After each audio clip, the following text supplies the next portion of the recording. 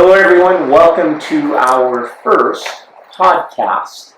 And this is Lehua, I'm Keahi. Hi. We're both Palaya's if you don't gather that.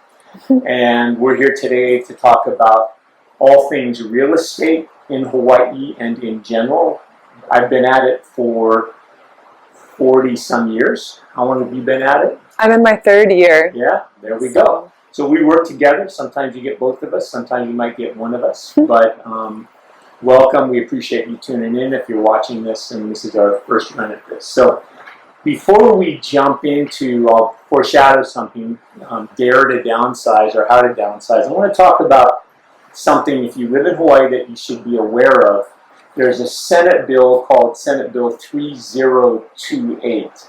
And what that does is that dramatically increases the conveyance tax that you pay on the sale of the property. So as background, when you sell a property in most states, there's a tax that the state takes for selling the property. In New York City, as a matter of fact, the city takes a piece of the action too. Mm-hmm. And in Hawaii, it has been nominal over the years. It can be as little as $1 per thousand or as high as $10 per thousand right now. And let's use the number of $2 million to compare and contrast, because the proponents of this bill are wanting to say that, hey, we're going to attack the rich people and make the rich people the bad people. And I'm going to show you how very quickly in Hawaii you become a rich person. So they're talking about charging it on sales above $2 million, $2 million and above. So in today's world, if the bill doesn't go through, you have a $2 million house in Honolulu, your conveyance tax on that is going to be $10,000. Okay? Senate Bill 3028 changes that to 6% of the sales price. Okay?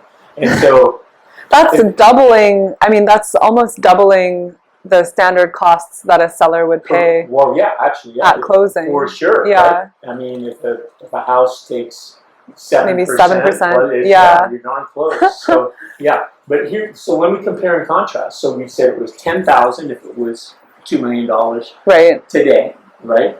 And it's those nasty rich people, right? And so 6% of $2 million is $120,000. That's a 12-fold increase in the conveyance tax. So you might say, well, wow, my house is only worth $1.5 million. A lot of people in Hawaii have a $1.5 million house. Yes, right? yes. Right? I mean, I know a lot of people that have a $1.5 million house. Mm-hmm. In fact, have you shown Lehua houses for $1.5 million that need $500,000 put into them just to get livable? Absolutely, absolutely, yeah. All the time. So let's put a bow on it.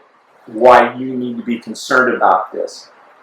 If your house is worth $1.5 million, we had just short of 4% appreciation last year in housing costs.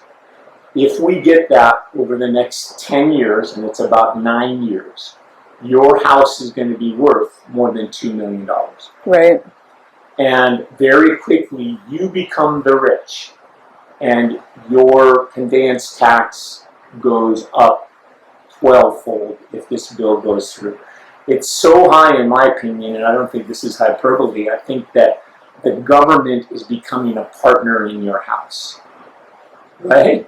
Yeah, I mean that's a significant portion of appreciation that you're losing. Yeah, it'll pay for at today's rate. How many years of college at a modern college?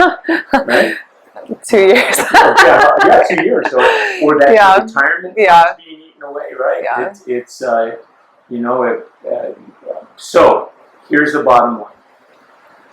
If you're concerned about this, and you should be if you're watching this, you want to call your House of Representative, State House of Representative, your state senator, and ask them to vote against this bill, because it's going to impact you when it comes your turn to sell here in Honolulu. Right. So Great. I just wanted to get that out of the way. And Now we're going to talk about downsizing. So this tell me is what you know about downsizing. Go ahead. well, it's something that a lot of people, as they age, start to think about. Having a single family home is obviously wonderful, and eventually it starts to be a lot to maintain. And as we stay in touch with our clients, there are certain signs that we look out for that can indicate that it might be time to downsize.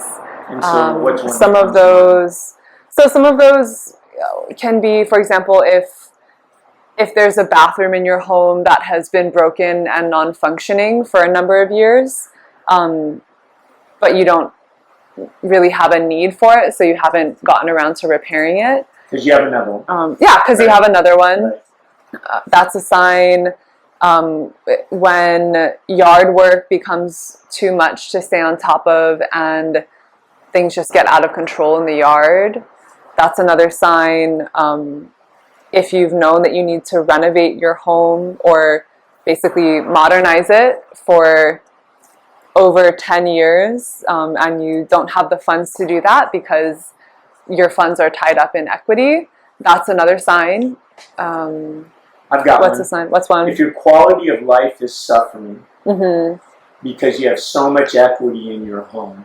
Yeah. Right? If you say, wow, I've got $1.5 million in my home, but I don't want to take out a mortgage Against it. Yeah. And I don't want to fix up my house because it's so expensive to do, then it may be time to downsize. Here's the other thing.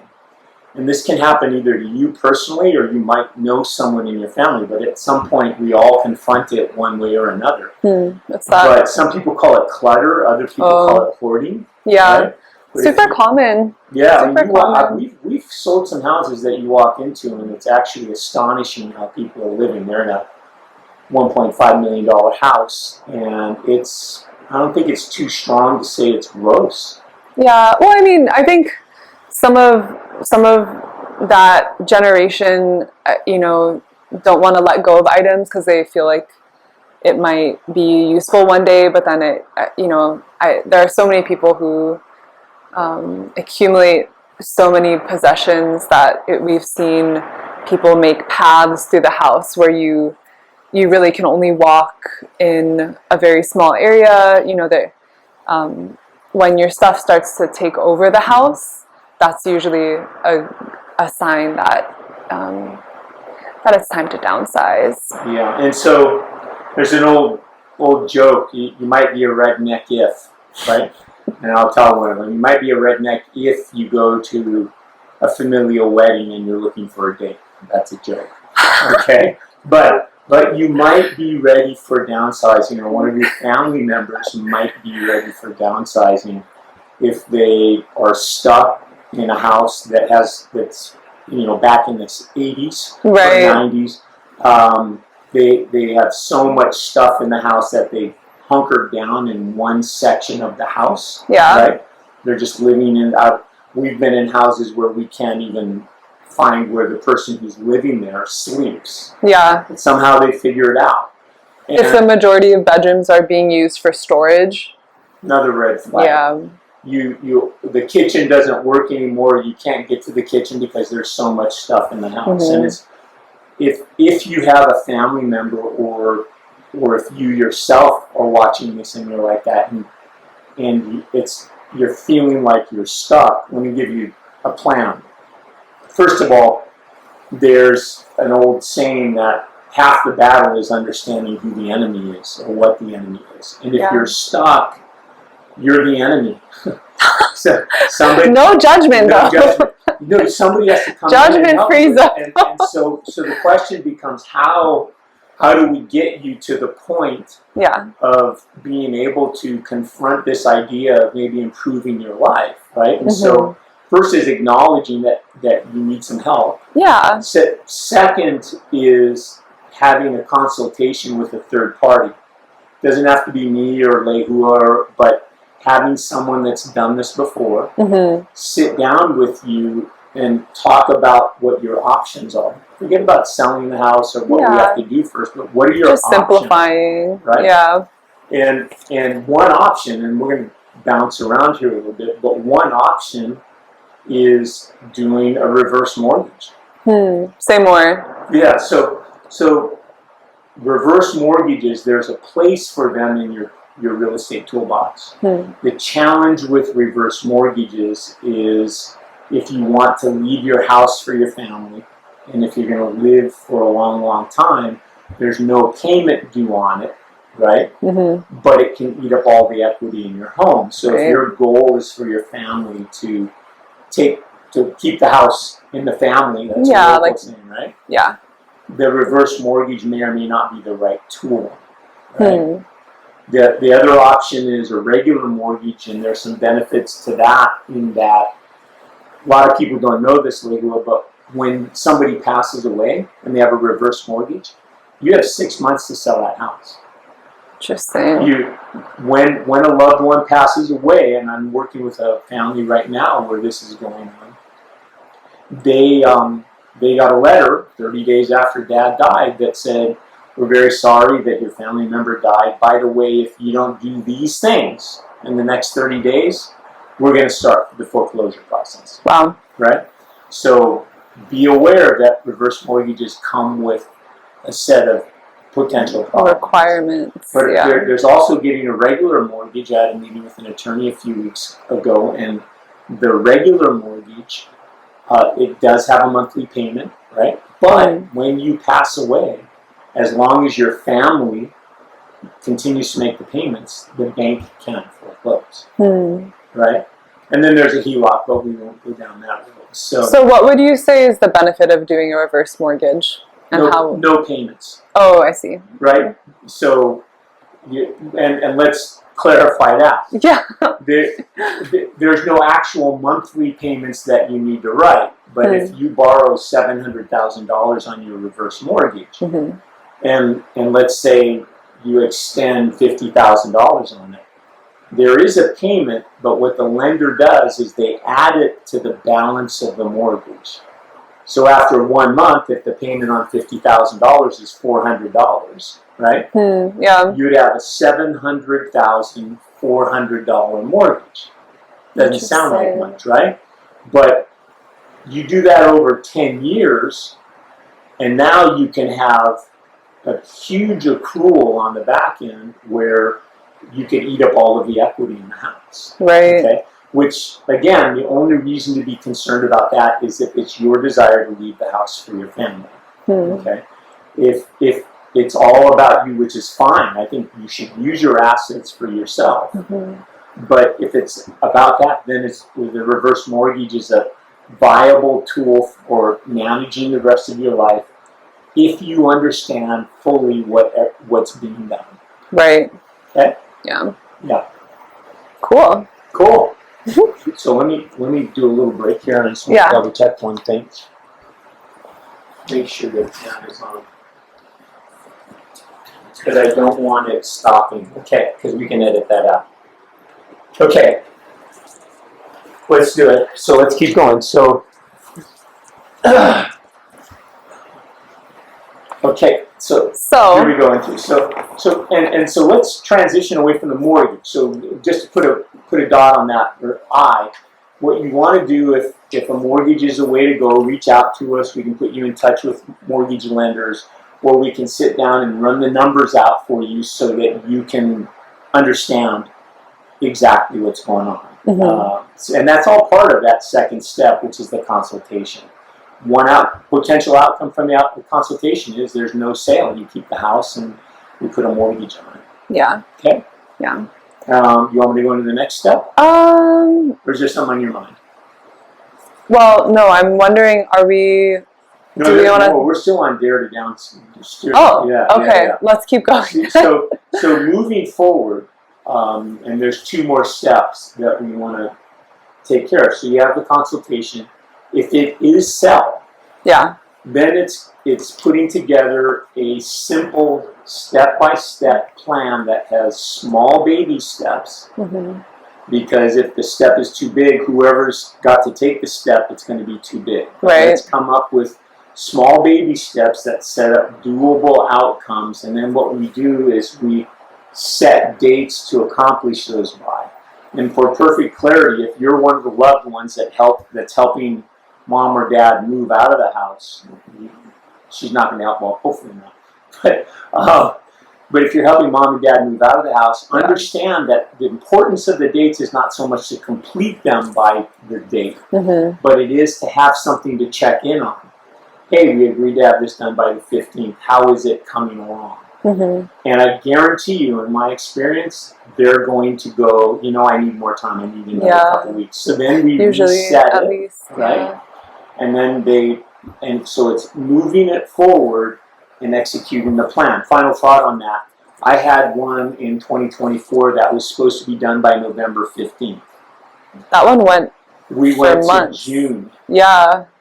In the following year, June of the following year. But we got it done. It just took time. Right? Yes. So it's about, and the fourth step is, and it's not so much a step as it is an attitude, but everyone that's supporting the person in making the move has to take what they say in your guys' vernacular, a chill pill, and just let them go through the process. Eventually, we're going to get done. Okay? Yeah. So that's just some thoughts on downsizing. What else is on your mind, Lehua? I'm thinking about some good buildings. Earlier today we were talking about some of our favorite buildings. Yeah. And in urban Honolulu. And I mean, there's a lot of my clients kind of have this pull between new builds versus older buildings, and talk a lot about, are concerned about maintenance fees. And something that we talk about a lot is basically how if you choose an older building that has a good track record, it can actually be a much safer investment compared to something brand new. Even though obviously brand new buildings are beautiful, shiny, exciting, but I'm thinking of Kukui Plaza, which I just closed the sale in, and they're self-managed, so the building has been around for decades. I think they were built in the mid-70s. 2 towers, and it's a rare building in Honolulu because the maintenance fees are low. They're under $700, which for Honolulu is a low maintenance fee. Yeah, sure. And the way they do that is by managing the management is in-house as opposed to hired out. And it's a great example of how an old building or older building can be a safe investment, because you see their management track record. You can see that they have stayed on top of their reserves. They have healthy financials. And choosing a newer building, you really don't know what's going to happen. I've seen new buildings or new developments raise maintenance fees within the first 2 years of construction completion. And do you know any thoughts on why that is? Well, why maintenance fees are raised? Well, I mean, it's a selling point to have low maintenance fees, right? And so new costs are discovered. I'm not going to say developers are fib. Let me put it that way. Yeah. But it's in the developer's interest to keep the maintenance fees as low as possible, because if they're high, then fewer people are going to be able to qualify, or they're going to take it on. But here's what I've seen in the past. They either underestimate the maintenance fees, and when the association is organized and the owners take over, they have to come back to reality. The other thing that developers will do is they'll make a one-time contribution to the association. $500,000 contribution at the close to fund the association. Well, they took that into account when they were structuring their maintenance fees, and in year 2, you're not going to have the $500,000 contribution. Right. So, if I can go down a rabbit, can I go down a rabbit? Yeah, please. Okay. So, I'm not a fan of new buildings for a number of reasons. Number one, the maintenance fees. Yeah. We don't know how the building is going to operate, right, financially. So it's not unusual to see in year 2 your maintenance fees to go up, and sometimes they don't move, but it's not unusual. Yeah. The other thing is it's an organism, for lack of a better term. Yeah. You've got the first floor units and you've got 40th floor units. You've got all these systems that need to learn how to work together. Okay. Usually that involves breaking together too. Or you're on the first floor and the water coming out of your sink takes the enamel off your teeth, and the guy on the 40th floor has a dribble coming out of his. Yeah. Right. So all those things need to be balanced. The other thing is, almost without exception, there's a lawsuit. Yeah. Well, there's a 10-year period. Basically, that the association can sue the developer within, and all associations know that. So we're seeing that all over Kaka'ako right now. As an association, you don't want to miss that opportunity, right, to litigate and try to remedy the issues that are discovered, because there are always issues discovered with new builds. An attorney that I know, names to protect the innocent, there are companies in town that will approach an association and say, hey, by the way, your warranty is falling out. Would you like us to come and inspect your building to see if there are any construction defects? Oh, wow. And there's a major industry of these people going around and trying to find problems in buildings that lead to lawsuits. Yeah. So, and as an owner, I mean, when there's litigation in a building, it makes it way harder to sell. Buyers are not. I mean, it's a lot more challenging to get conventional financing if there's litigation in a building. Yeah. It really, really narrows your pool of buyers. So, for a lot of first-time home buyers are kind of looking for a condo that they can get into and then maybe be able to turn around in 5 to 10 years and move on to a single-family home. But when there's litigation, it just shrinks the pool of people who could buy. Sure. So because there's legal bills. Yeah. Everybody thinks the contractor is going to pay for whatever the things they found are, but what if you can't? Now the association's paying for it. I think the other thing, and I mean, clearly, are we done on litigation? Yeah, I'm done. So here's the other thing I don't like about new buildings. Okay, and I know I'm Mr. Anti-New Building guy, but here's the truth. If we close on January 1st, the building, all 400 units close, there's something in the sales process that the developer does, and that's early in the pre-development. They go to what they call friends and family. So they come to people they know who are investors, and they say, hey, we're building this building. You're a friend and family member. Would you like first shot at the units as an investor? So they typically, to get their pre-sales up, will sell a bunch of units to friends and family that are investors, and the idea is, hey, once we close, I'm going to turn around and sell it, and I'm going to make a fortune, right? So if we close on the 1st, generally speaking, within 30 days of coming on of the sale closing to all of the association owners, you'll see 30, 40, 50 units on the market for sale. Yeah, actually. And that kills the market for those units. And until those get absorbed, values in the building tend to moderate. They can even go down some. So I'm not a fan of new buildings because of that. Yeah. Too. Well, we're just tearing up. New building guys. Wow. Yeah. So I mean, something else is older buildings have already ironed out a lot of their issues. I mean, obviously there's maintenance, there are capital improvements that have to be done that can be really expensive too, but there's a building, I don't know if I should name names, in Kaka'ako. Yeah, maybe I won't name names, but there's a relatively new building in urban Honolulu that basically their entire HVAC system was not structured at the proper capacity. Right. So building wide, individual owners, basically everyone is having failure of their AC system. So they're having to address that as a building, right? And it's a relatively new building that shouldn't have happened. And, you know, you shouldn't have to replace your entire HVAC system building-wide within the first 10 years of, for sure. Well, so of construction. I'm going to turn the corner on the negativity. Okay. And I'm good because you led with Kukui Plaza, and that was about $400,000.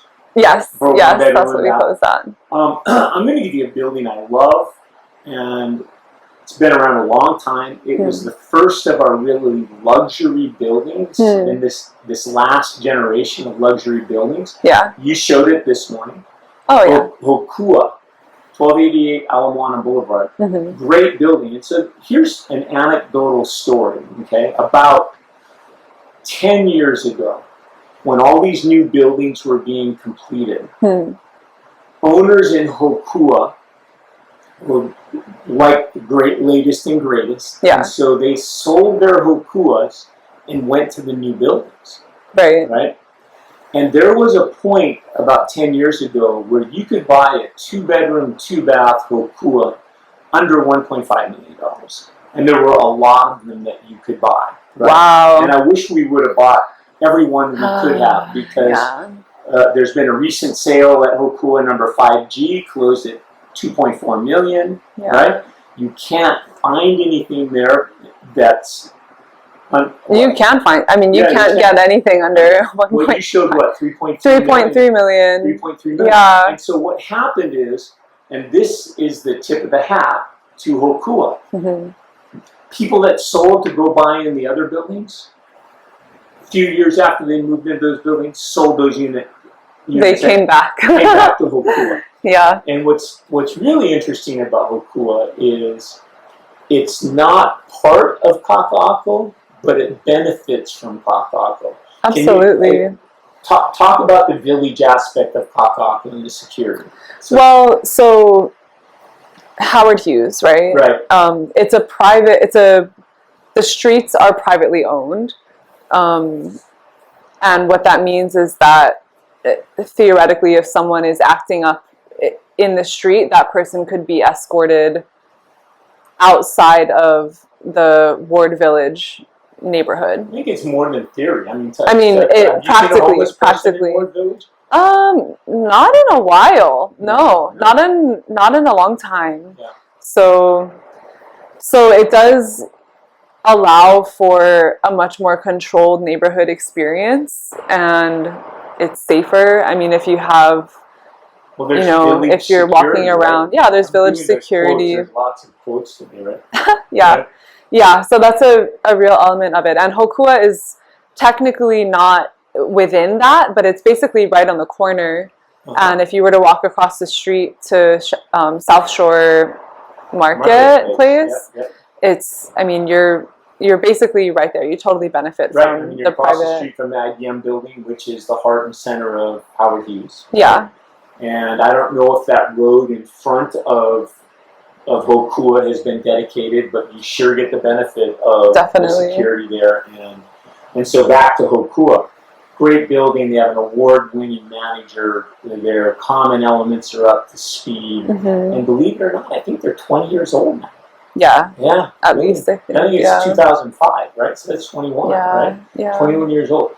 So Hokua is a fantastic building, and we've got the two different ends of the scale, right? We've got the full entry-level Kukui Plaza. Yeah. And you're going to need $2.5 million to get into Hokua, and it's going to be a $2,200 month payment. I think it's closer to 29. I mean, that may only be for the 3-bedroom unit that I showed, but yeah, definitely at least 22. For a lot of people, a mortgage payment. Yeah, $2,900. So it's for people that have that kind of money and that want that kind of lifestyle. Great management, great staff. Yeah. You feel like you're in Hawaii. One of the things that you wouldn't know about Hokua, if you haven't seen all the buildings, there's a warmth there. It feels like you walk in and the staff says hello. There's people there that are real people. You don't feel like you're walking down hallways that no one's home at. Yeah, no, it does feel really warm. Yeah. And the staff are friendly. They have that nice roundabout. It's just very comfortable. Yeah. Yeah. So we're getting toward the end of our podcast. Yes. And here's what I want to do. We didn't plan this, but let's give it a shot. Okay. So over this next week, right, what do you see going on in real estate here in Honolulu? What do you see happening? Things are amping up. I mean, we're approaching the summer months. Summer is always jamming. I think probably because people have a little more time in the summer. You know, a lot of families have more flexibility, so we see a lot more homes listed, a lot more people looking to buy or make a move because they have that flexibility. So yeah, I think, I mean, what time is it? It's April 24th. Yeah, so we're just, I mean, Memorial Day weekend is right around the corner. Tax season's just over, so everybody knows what everybody knows. Was, yeah. Right?